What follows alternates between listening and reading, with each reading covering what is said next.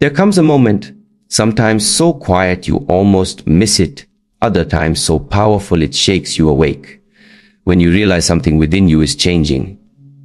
It's not just a passing thought or a fleeting emotion. Deeper than that, it's as if an old version of yourself is fading, making way for something stronger, wiser, and more alive. You might not have the words for it yet, but you can feel it. Your soul is rising. It's not a small shift. It's not about positive thinking or temporary motivation. This is transformation at the deepest level. A movement from confusion to clarity, from fear to freedom, from being lost to standing firmly in your truth. Most people never notice it happening.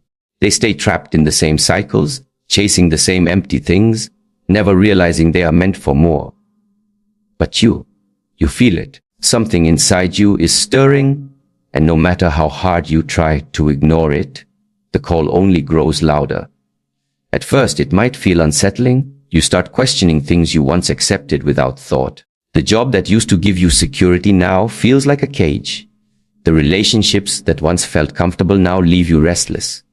Even the distractions that used to numb you, endless scrolling, gossip, mindless consumption, begin to lose their grip. You crave something real, something meaningful, but you can't quite name it yet.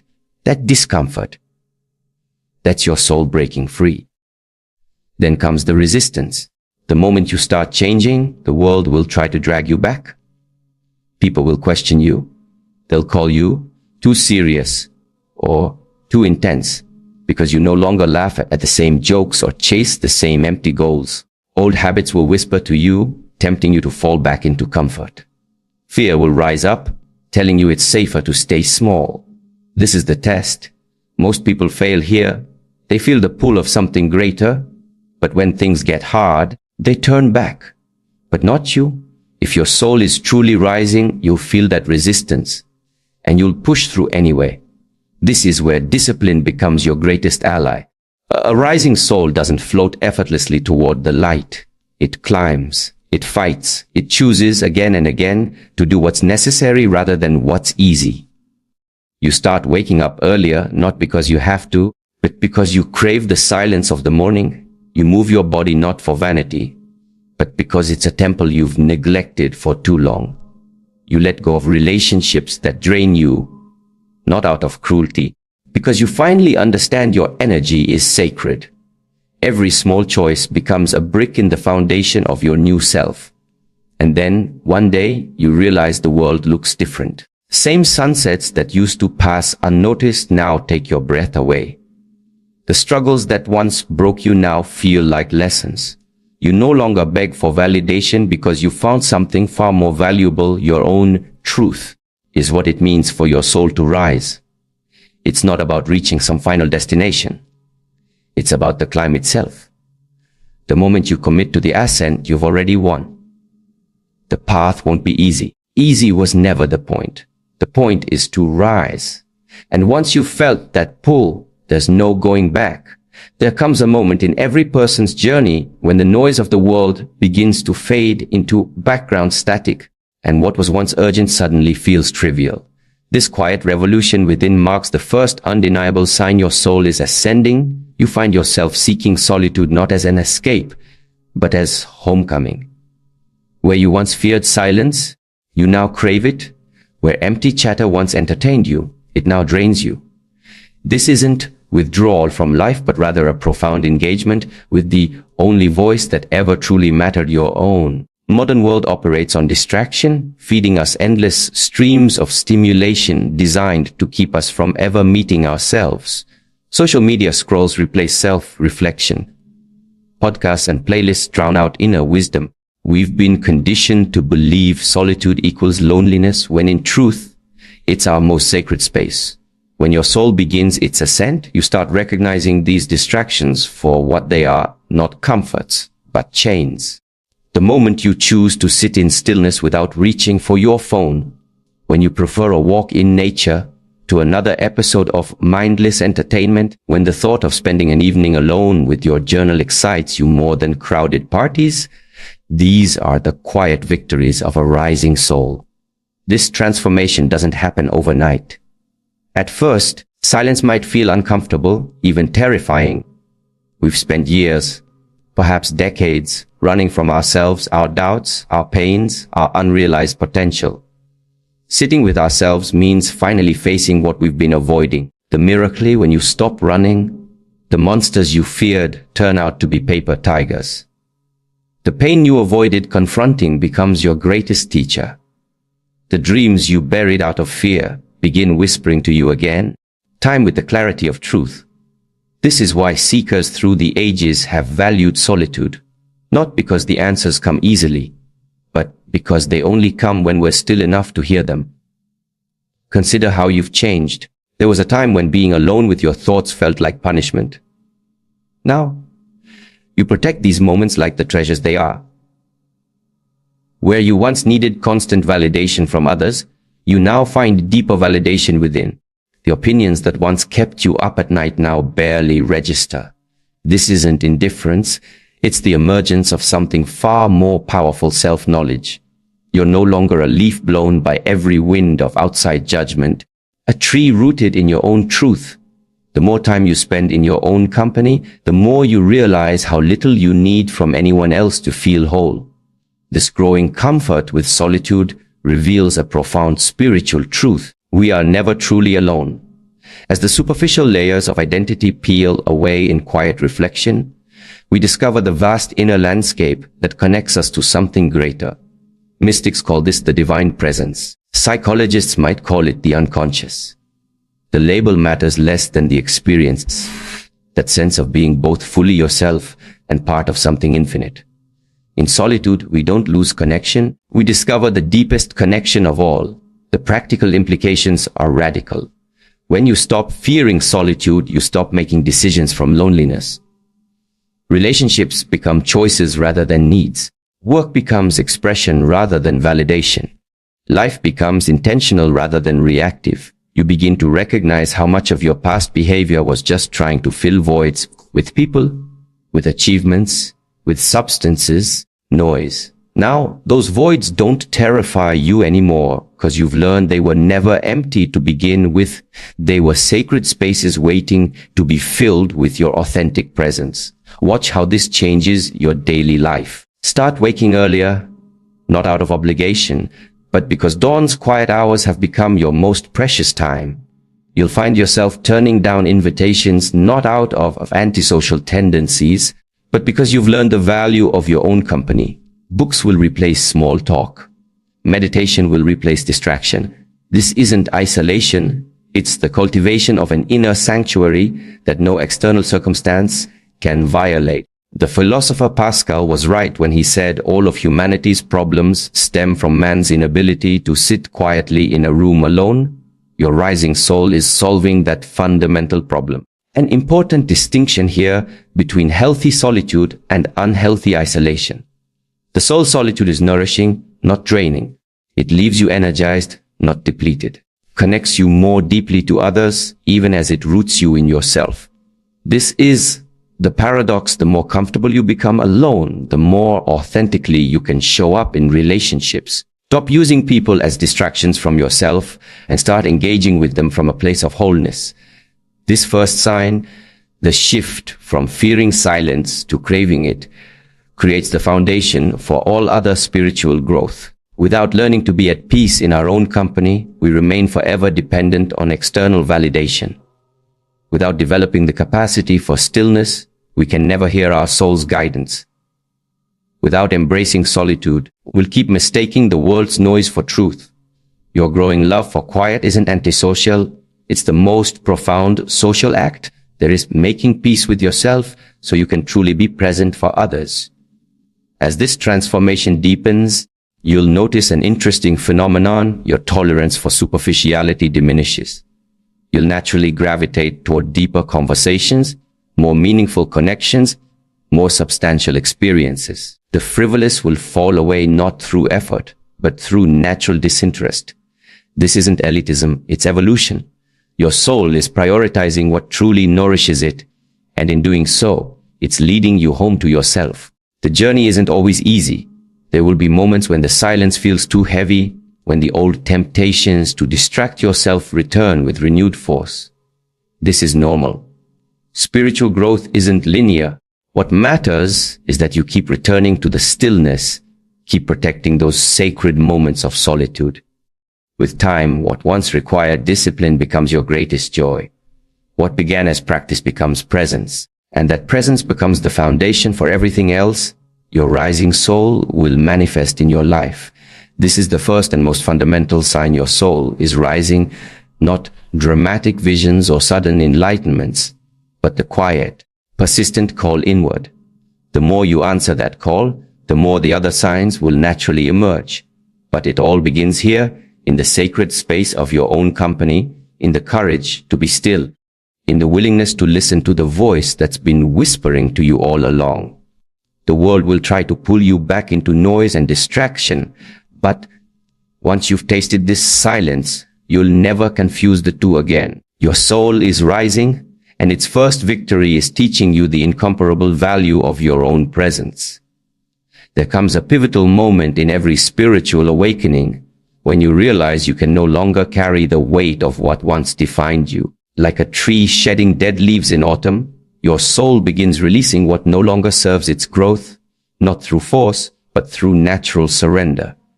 This isn't about willpower or conscious decision making, it's an organic unfolding. Inevitable as the changing seasons, the relationships that once felt comforting now drain your energy.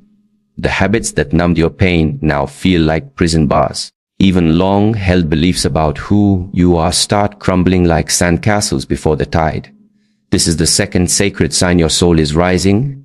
You're becoming allergic to anything false within yourself. The process often begins subtly. You might notice a growing discomfort during conversations where you used to pretend to be someone you're not. The drinks that once helped you relax now leave you feeling disconnected from your truth. That job you tolerated for years suddenly feels like a betrayal of your potential. These aren't random shifts in preference. They're the soul's intelligent discernment coming online. Like an internal compass suddenly realigning to true north, you find yourself unable to tolerate inauthenticity, especially your own. What once seemed like personal flaws, your sensitivity, your intensity, your unwillingness to go along to get along, now reveal themselves as your greatest strengths. The mask you wore to please others now feels suffocating, and one by one you let them fall away. Purification process follows a divine intelligence far wiser than our conscious minds. The soul knows exactly what needs to be released and when. You'll often find yourself letting go of things you once thought you couldn't live without, while simultaneously being drawn to what you once might have avoided. That friendship built on gossip, it naturally fades without drama. Compulsive need to check emails after hours, it disappears without struggle. These aren't losses, they're the soul's way of creating space for what truly belongs in your life. The more you trust this process, the more graceful it becomes. Resistance only makes it painful, surrender makes it sacred. What makes this stage particularly challenging is that the people around you may not understand your transformation. They'll accuse you of changing, and they'll be right, but they'll say it like it's a bad thing. Some relationships will withstand your evolution, others will break like waves against the shore. Is where courage becomes essential, the courage to disappoint others in service to your truth, the courage to stand alone when necessary, the courage to keep faith in your unfolding, even when no one else sees what you see. Your rising soul isn't asking you to burn bridges recklessly, but to stop maintaining connections that require you to betray yourself. The financial and material realms often undergo dramatic shifts during this phase. You might feel called to simplify your life, to release possessions that once symbolized success but now feel like burdens. That expensive car that once made you feel important, it's just a car now. Designer clothes you used to collect, they're just fabric. The soul cares nothing for status symbols, it craves authenticity above all else. As your inner values reorganize, your external world inevitably follows. You'll find yourself drawn to quality over quantity, meaning over prestige, utility over appearance. This isn't austerity, it's the joy of living in alignment. Perhaps most profoundly, stage involves releasing old versions of yourself, the identities you constructed to survive, but that no longer reflect who you're becoming. The overachiever who thought worth came from accomplishments. The people pleaser who confused love with approval. The victim who believed pain was their identity. These false selves don't disappear through confrontation, but through compassionate observation. You learn to witness them with understanding, recognizing they served you once, but can't come where you're going. Like a snake shedding its skin, you leave behind what's no longer alive in you. Emotional landscape of this transformation can feel turbulent. There may be grief for what you're leaving behind, even when you know it's right. There might be fear of the unknown, especially when old safety nets disappear. Moments of disorientation are common when you've released the old but the new hasn't yet taken form. These are not signs you're off path, but proof you're exactly where you need to be. The soul's growth follows the rhythm of nature. Follow rebirth. You can't rush the seasons of your becoming. What eventually emerges from this process is something miraculous, a growing capacity to trust yourself completely. Where you once looked outside for answers, you now consult an inner wisdom that never steers you wrong. Decisions that once required endless pros and cons lists now come with quiet certainty. The opinions of others land lightly when they align with your truth and fall away when they don't. This isn't arrogance. It's the humble confidence of someone who's come home to themselves. Practical signs of this stage manifest in surprising ways. Stop forcing relationships that require you to shrink. You leave toxic environments without needing to explain or justify. You speak your truth even when your voice shakes. Material possessions lose their emotional charge. You enjoy them when they serve you, release them when they don't. Most importantly, you develop a nose for inauthenticity in yourself and others, and the courage to honor what you sense. Soul's discernment becomes your most trusted guide. This purification never really ends. It simply becomes more refined. As you grow, you'll continue encountering aspects of yourself ready to be released. The difference is that over time, you learn to welcome these moments as gifts rather than resist them as threats. Each release makes you lighter, clearer, more available to life. Comes a moment in every spiritual journey when the world around you begins to shimmer with a sacred presence you never noticed before. The morning light filtering through leaves becomes a whispered prayer. Steady rhythm of ocean waves transforms into ancient wisdom. Even the humble earth beneath your feet feels alive with consciousness. Awakening to the divine intelligence pulsing through all creation marks the third, undeniable sign your soul is rising. You're developing eyes that truly see and ears that truly hear. Where you once perceived separation, you now feel connection. Where you saw inert matter, you now recognize sacred presence. Shift in perception doesn't happen through effort, but through surrender, a gradual softening of the mental barriers we erect between ourselves and the living world. You might first notice it in small moments, welling up unexpectedly at the sight of geese flying in perfect formation, or a sudden stillness coming over you as you watch sunlight dance on water. Aren't sentimental reactions, but sacred encounters, your soul recognizing itself in the great tapestry of existence. The more you honor these moments, the more frequently they come, until one day you realize you're moving through a world alive with meaning and message. The tree in your backyard becomes a teacher of resilience. The changing seasons mirror your own cycles of growth. Even challenges become sacred lessons wrapped in ordinary packaging. What's actually shifting is your level of perception. Most people navigate life through a filter of concepts and labels: tree, bird, rock, seeing only their utilitarian functions. But as your soul rises, these mental constructs begin to dissolve, revealing the radiant aliveness beneath. The Japanese call this awaken, profound awareness of the universe that triggers deep emotional response. Celtic tradition speaks of thin places, where the veil between worlds becomes transparent. Whatever the name, the experience is universal, a homecoming to the truth that we were never separate from nature, only dreaming we were. Awakening carries practical consequences in daily life. You'll find yourself treating all beings with newfound reverence, speaking gently to plants, rescuing insects instead of swatting them, feeling genuine grief at environmental destruction. These aren't affectations but natural expressions of your expanding awareness. Consumer choices become moral decisions. That cheap t-shirt now carries the weight of unknown workers' suffering. The plastic waste feels like violence against the earth herself. Isn't guilt but responsibility flowering from connection?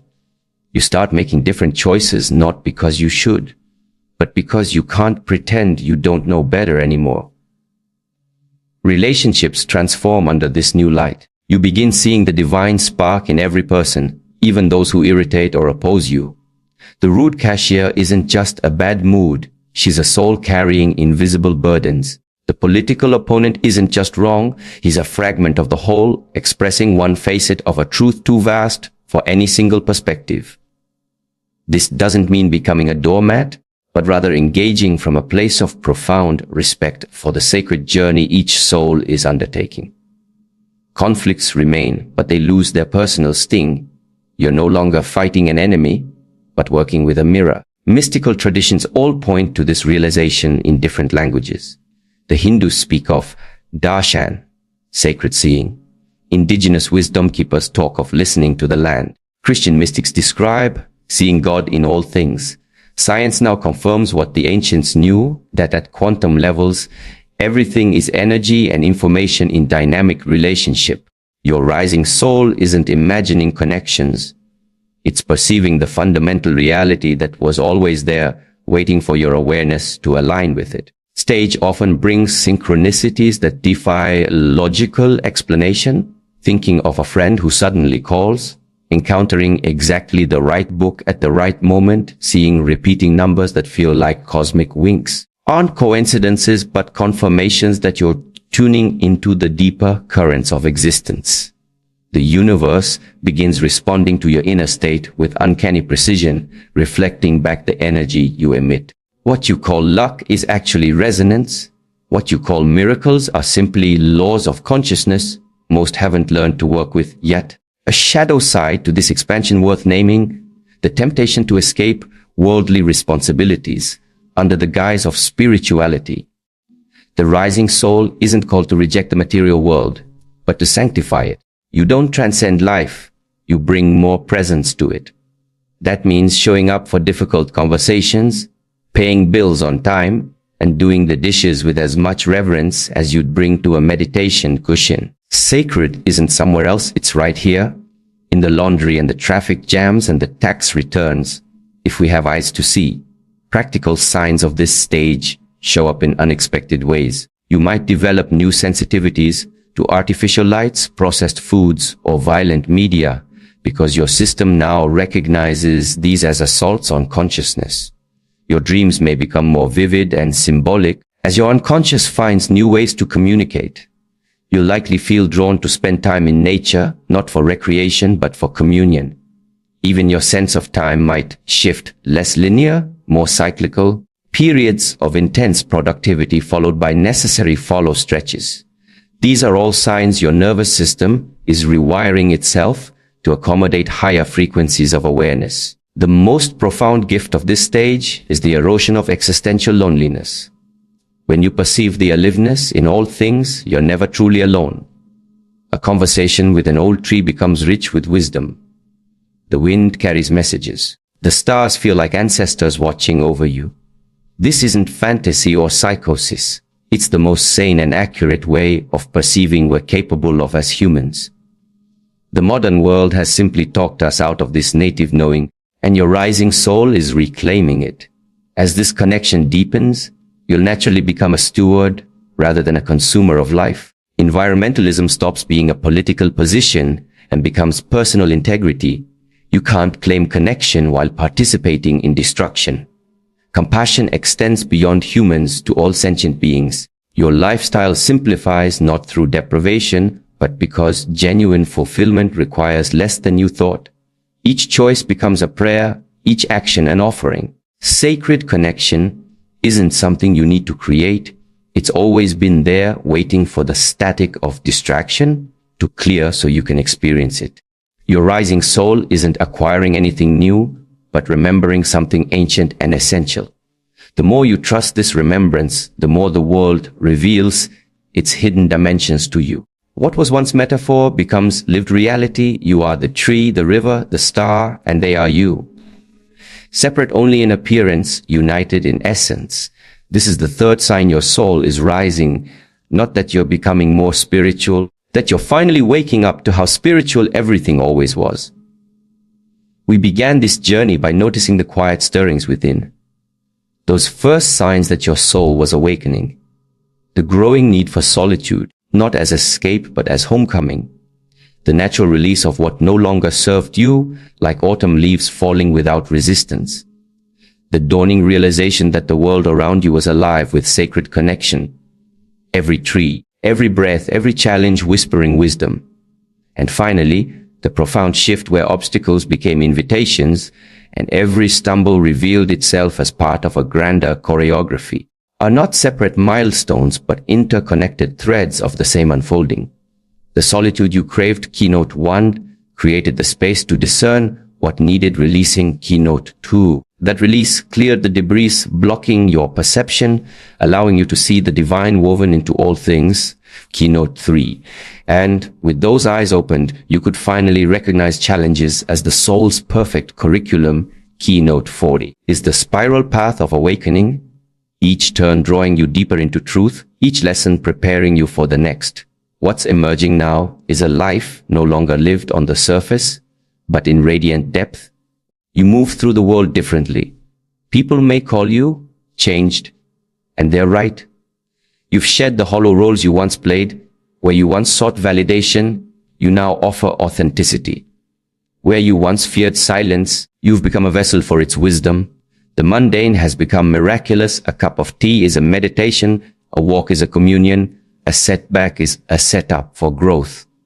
This isn't enlightenment as some distant peak, but awakening as a daily practice, showing up again and again for the life your soul chose. Yet the journey doesn't end here. A rising soul never stagnates. There will be days when old fears resurface, when the noise of the world temporarily drowns out your inner voice. This isn't failure. It's the necessary friction that keeps you growing. Remember what you've learned, retreat into solitude. When you need recentering, keynote went in. Release what weighs you down without apology, keynote 2. Seek the sacred hidden in plain sight, keynote 3. And meet every challenge as a teacher in disguise, keynote 4. These are your compass points when the path feels unclear. To those just beginning to sense these stirrings, take heart. The very fact that you're listening means the journey has already begun. And to those further along, keep going. Your evolution is a gift the world desperately needs. Every time you choose truth over comfort, presence over distraction, love over fear, you make it easier for others to do the same. This is the great homecoming we're all destined for. Not to some distant heaven, to the truth that was within us all along. You are not becoming someone new. You are remembering who you've always been. The solitude, the surrender, the sacred connection, alchemy of adversity, they've all been guiding you here to this moment, this version of yourself, this unshakable knowing that you are exactly where you need to be. The mountain you've been climbing was never out there. It was always within. And with every step you've been ascending to meet yourself. So keep climbing, not because you're incomplete, but because the view keeps getting clearer. The world needs souls who've risen. The world needs you. Stand tall, breathe deep. The journey continues, but you're no longer searching. You're living from the soul's unshakable ground. And from this vantage point, everything, the light, the shadows, the joy, revealed as part of the same sacred whole, you are rising. And in your rising, you lift us all.